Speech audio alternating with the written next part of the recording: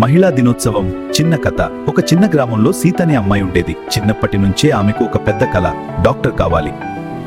నేను పెద్దయ్యాక డాక్టర్ అవుతాను. కానీ గ్రామంలో చాలా మంది చెప్పేవారు, అమ్మాయిలకు అంత చదువు ఎందుకు? అవును, ఇంటి పనులే చాలు. సీత మాత్రం ఆ మాటలు వినకుండా కష్టపడి చదివింది. పగలు స్కూల్, రాత్రి దీపం వెలుగులో చదువు. ఏళ్ల తర్వాత ఆమె నిజంగానే డాక్టర్ అయింది.